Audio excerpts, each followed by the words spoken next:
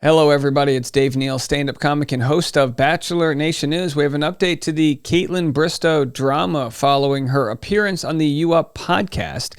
And we also have breaking news, her responding to some of her supporters in an Instagram live video. I'm going to share a segment of that video. She went live with another lady to discuss health and wellness and share some positivity. Of course, Kaitlyn, if you haven't followed, is under fire for what she said on that podcast. I'm going to replay the clip in a second, but first, Kaitlyn says her humor isn't for everyone as apparent Tayshia Adams' comments go viral.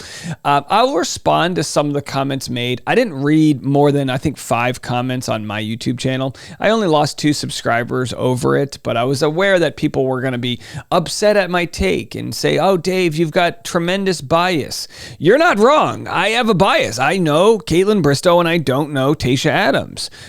But I also gave you a 27 minute long video as a comedian explaining, it's like, look, Kaitlyn told a joke, it went sideways, she got heat for it. That's it.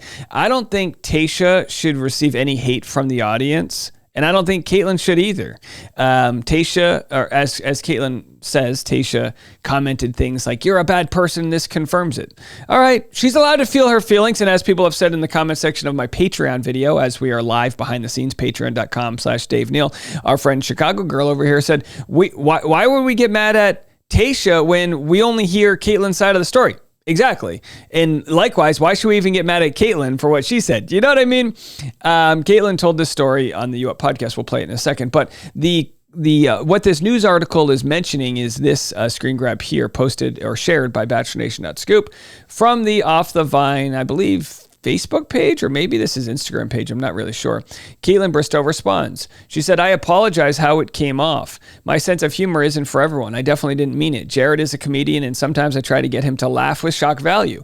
I'm sorry to everyone who took offense to this. I'm feeling really quite terrible about it today. And then people will say, oh, Kaitlyn's playing the victim. Kaitlyn's, I'm assuming, receiving a mountain of hate right now from people that feel like she did the wrong thing. Regardless of how you feel about that, that exists. To say, oh, now she's going to play the victim. Okay, but also, like, she's a human and she's feeling those feelings. And you might say, well, she deserves it because she said this. The internet has never calibrated the right amount of hate it should respond when things like this happen. I've been on the receiving end of some smear campaigns. They suck. You might say, well, Kaitlyn smeared Tayshia. Okay, so what are we going to do? An eye for an eye makes the whole world blind, right? What are we going to do? So let's just play a clip. Again, there's a clip I didn't share yesterday. And by the way, if you've only watched the Instagram reel, I think the full YouTube conversation is way more sanitized than the sort of heightened what was said in the reel here. Let's play a clip. I don't know if it was enough to give a phone call. Like, it clearly just seemed like a text thing to me. And yes, she called and was very upset. And said, do not go near this guy. No, she said, I always knew you were a bad person. Oh, no. And you've confirmed it. Oh so my your God. true colors are showing. That's and then crazy. I hung up and I went, no, I just want to send her a picture of me sucking his dick. So, of course, hard laughter. Again, you might say, well, the laughter doesn't matter. And I disagree. I think the laughter does matter. But even if they didn't laugh and the joke bombed and it got crickets, I also think it's like, well, I already explained it yesterday, the whole, I just want to suck his dick. Like, I already explained the whole, framework of the joke off the cuff as it was. So some people are saying, well, how come Zac hasn't received any hate? And I'm actually going to share with you another clip from this conversation that we didn't share yesterday from the 50:38 mark. And then from here, we'll kind of dive a little bit more into what level of fault should Zac receive. And again, my thought, as I've said time and again in these weird parasocial relationships is, look, if you really don't like Kaitlyn Bristowe, unfollow, for F's sake. If you really don't like my take, unfollow if you feel that way. Now, I'm befuddled. I am befuddled at the idea that someone who might have followed me for years and liked my take in all these different ways now doesn't like it because I'm sticking up for a friend. I'm sorry. And I've said this before, but I'll say it again. My job here isn't to be and say the perfect thing for everybody to hear. I'm a comedian with a commentary channel. I try my best to not have a bias, but I'm certainly aware it exists. Certainly aware. But at the same time, I have track records where I've even defended people I didn't like. If I think it's the right thing. I've defended Nick Viall a handful of times. You might not realize it, but I talk about his business model and defend certain things he said when he's on the right side. And if he's not, I'll say that. If I have a friend like Caitlyn who says something that's really something I disagree with, I might just avoid it. Like Caitlyn is co-hosting a show with Colton Underwood. I've kept my mouth zipped about that because Colton Underwood has done some creepy, if not illegal, things with his ex. And at the same time, I don't blame Caitlyn for doing what she's doing to continue her career. You know what I mean? If I got a job with no, I don't think I would ever work with Colton Underwood. But my point being is like, you just kind of learn, do I want to interject in this part of the conversation or do I want to stay out of it because of my personal thoughts here? And my belief here is that like, yeah, I could understand how you could be like, oh, Caitlyn, how could you say that? But I don't think it goes any further than that. And you'll see people in her comment sections leaving crazy thoughts. It's like, what a weird, like unmedicated anger that so many people have. Here's what Jared has to say in response to, how come Zac's not the bad guy here? Yeah. To your story, though, it's funny how things become full circle here because we were talking about exes. Yeah. When I think of who the person would be mad at, I would think that the guy deserves some responsibility. All the responsibility. But I'm saying for her to attack you and say, I knew you were a bad person. Right. You're not real. It wasn't, he pursued you. You said this is, this person DM'd me. A conversation started. It's feeling flirty. I just got to let you know. Yeah. To me, you're doing, HR would approve. Right. And so it is interesting that, do you think some of the lash out it's actually a compliment on you based on these you two women telling me I want my exes to be buried and horrible and doing worse than me. Why is it a compliment? Well, because it's like, oh my God, you're my guy that I'm not with anymore is doing okay. He's with that's what's so awesome enraging. Woman. Right. Yeah. Right. This is full circle to what we talked about. And that's why I said I could totally imagine her like thinking that or like feeling that. Yeah. Like, oh my God. And that's what it is. It's like when she's lashing out to you, it's because she's so angry at the situation and she feels so bad about it but she can't say anything to him, which I get because that's me. I lash out, I say things, and then I go back and go whoops. So I had. And by the way, like I said, we don't know Tayshia's side. We don't know how her relationship with Zac ended. We don't know anything about that. Let's just listen to the part where they bring Zac up. A little bit of compassion because I was like, it's probably something I would do.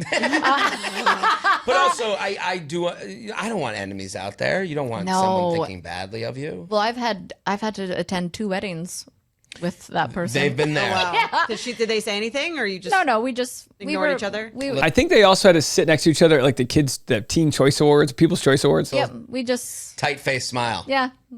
Yeah. Yeah, There it we is. just avoided, and it's fine. It felt mature, actually. Yeah. Yeah, I was like, look at us. And she's moved on with someone? I'm pretty at sure. the time? Yeah. Too?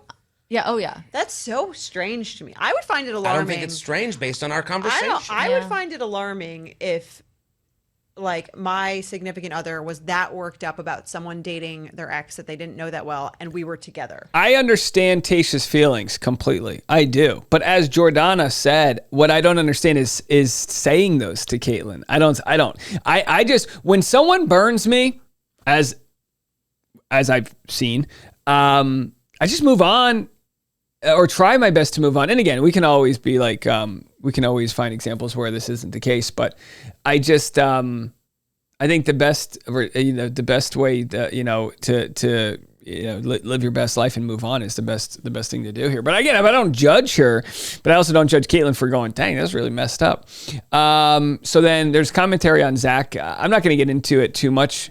Well, one more. Let's just keep playing. I think there's one more minute here. I think I would be like, well, I wonder if she does regret that. I wonder if she's like, ooh, that was.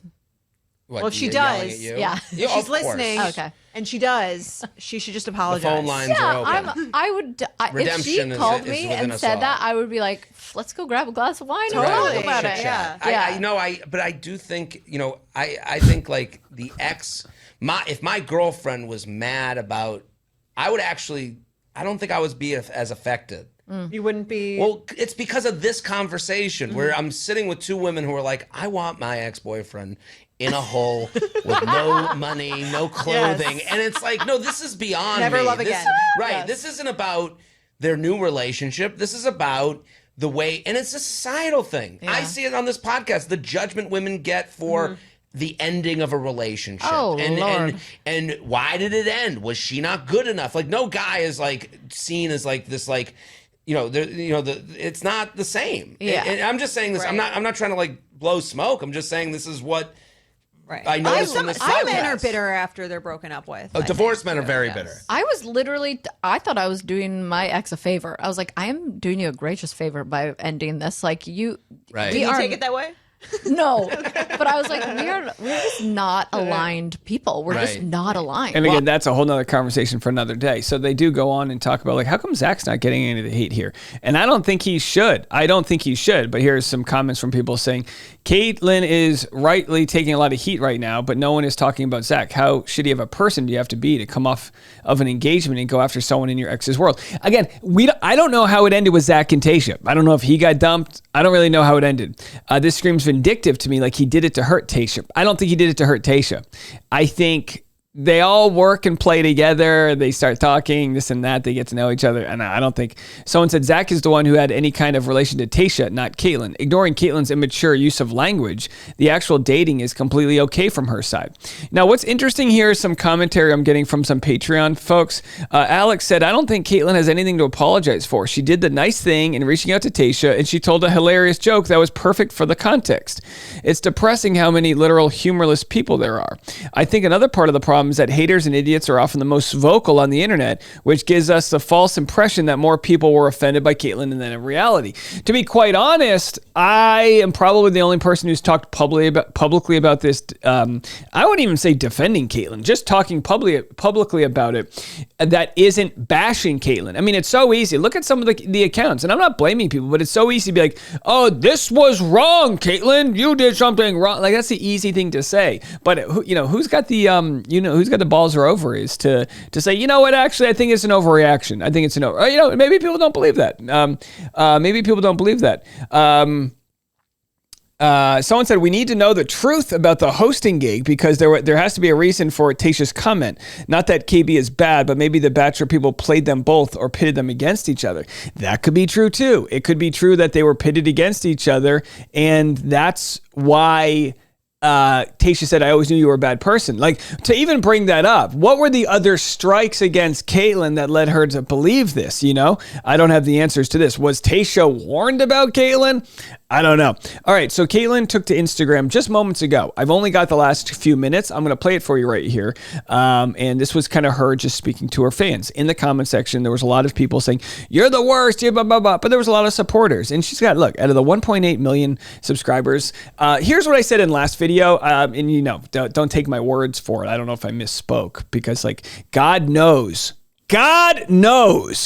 when you don't say the perfect thing in a video that you shoot live. All my Patreon people know I shoot these live. I try to be impeccable with my word, but someone said, Dave, you said Caitlyn's not going to lose any followers. And no, what I meant, if I didn't say this perfectly, was Caitlyn's real audience, her core audience that gets her, that vibes with her, that emotionally connects and energy level wise, they're not going to drop her over this. They're gonna understand she's gonna ride this out. And like I've said, ride it out, go, she's doing the right thing, go to some retreat somewhere and hang out, get offline, ride it out because you're going to be okay. You're not going to lose any jobs. You're not going to lose any whatever. You're going to be okay. And like I said before, the comment that she made, and I don't want to show a photo of sucking his dick, that comment is one of the reasons why people like Caitlyn, because she has a crass spontaneity to her. So all these people that were upset, I don't know. I don't buy that any of them were hardcore going in line at Costco to support her and be part of what she's doing. I just don't buy it. But at the same time, I'm not saying, but go get Tayshia. I'm not saying that either. It's like, all right, they had a falling out. She told the story. Big whoop is what I say. Big whoop. Here's what Caitlyn had to say on her Instagram Live just now. Lots of love to you guys. And I have a little financial meeting at 11, and then I have another meeting at 12:30, and then I will be out on that dock for the foreseeable future. Maybe we could all just do a gratitude meditation together one day on live too, and just maybe pray for people who are not happy in life and not getting what they want, and how I think the world right now collectively is just scared and hurting, and I think they like to take it out on other people. So maybe we could just all together send out some positive vibes and do a meditation together. Okay. And then now people go, oh, now you want positivity after slamming Tayshia. And my point all along was that wasn't the intent. That wasn't the intent. The intent was an off-the-cuff joke about what? Well, I would have done this. I should have, it's kind of like, oh, I should have lit her on fire.